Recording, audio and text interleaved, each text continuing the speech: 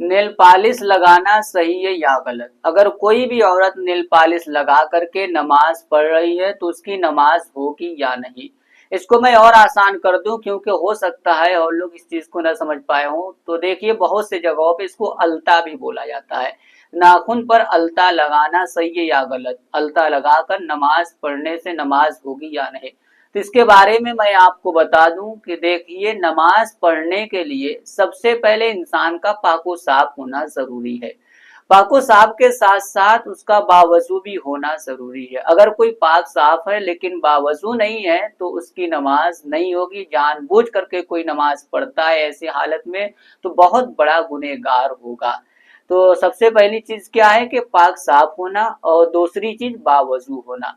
तो देखिए, जो नेल पॉलिश होता है तो ये एक जिल्द की शक्ल ले लेता है। जैसे नाखून पर जब इस पर लगाया जाता है तो होता यह है कि अगर वो लेडीज, वो औरत नहाती है, गुस्ल करती है पाक साफ होने के लिए, तो सबसे पहली चीज ये है कि उसके पूरे बदन पे पानी नहीं बहता है, यानी ये जो नाखून है ये भीगने से रह जाता है। क्योंकि नेल पॉलिश पे तो पानी बह जाता है लेकिन उसके नीचे जो नाखून है इस पर पानी नहीं बहता। वो नेल पॉलिश जो है ये जिल्द की शक्ल इख्तियार कर लेता है। तो ऐसे कंडीशन में उसका गुस्ल ही नहीं हुआ। और जब गुस्ल नहीं हुआ तो वजू कैसे होगा, और जब वजू भी नहीं हुआ तो फिर नमाज कैसे होगी?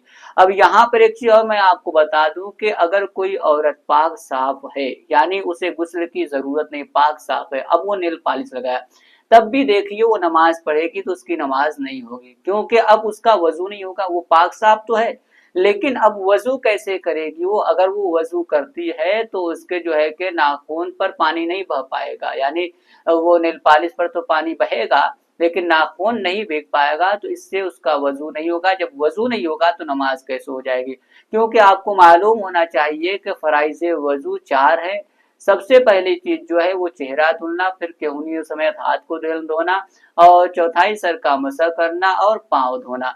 तो देखिए, जब केहूनियों समय हाथ धोना है तो इसमें नाखून भी आ रहा है, और जब नाखून भीगेगा ही नहीं तो फिर वजू कैसे होगा? जब वजू नहीं होगा तो नमाज नहीं होगी।